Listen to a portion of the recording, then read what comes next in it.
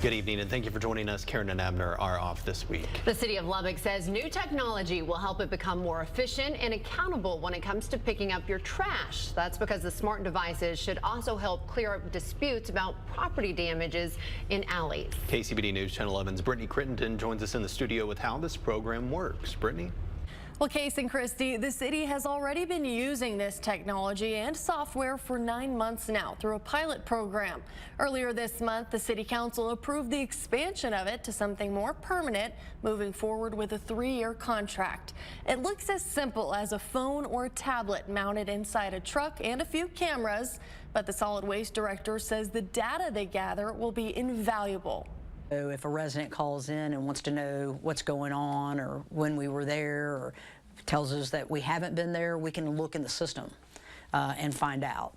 Director Brenda Haney says the solid waste department's new telematics system and cameras will make it more efficient and provide internal accountability. It's already using the technology on 20 trucks, but will soon expand to all 60 in the fleet. Cell phones or tablets mounted in the trucks give turn-by-turn directions, monitor collection routes in real time, and reassign them as needed. So if we know that somebody's really making great progress on their route right now and somebody else's their route is extremely heavy and they're not going to be able to get done, then I can reassign that person towards the end of the day that's finishing up, and I can send them over and I can circle those routes and say, here, go do these. The new technology also includes a diagnostics port and collects a large amount of data in one spot. I get route miles, trips to the landfill, number of stops, weights on those routes, how much diesel we put in there, are there mechanical issues with the truck, is there something happening on the route, so we can take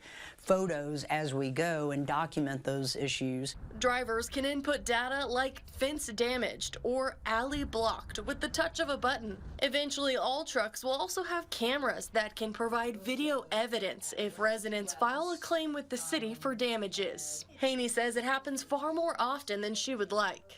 It is a daily occurrence for somebody to call in and say that we damaged their fence. And whether we did or we didn't, we're going to take responsibility for it at this point. You know, we don't have a way of defending ourselves right now. She says the video footage will give them that opportunity and ensure the city is only using taxpayer dollars when necessary to pay for damage it caused. In the next few years, the city plans to transition into the use of a transfer station to cut down on trucks driving out to the landfill. Haney says this data will help her staff determine the time it saves and adjust routes. I just think it's going to make us that much more efficient and effective, and that's really our goal. We want to be able to provide the best service to our customers that we possibly can. We don't always meet their expectations, but we try really hard, and all the tools that we can add to our tool belt is really important to us. The first year of the 3-year contract will cost about $197,000. Haney says the next 2 years will cost about $40,000 less because the initial equipment costs will be taken care of. She says she's talked with other directors who use the system who say it paid for itself in the first year. Case. All right, thank you, Brittany.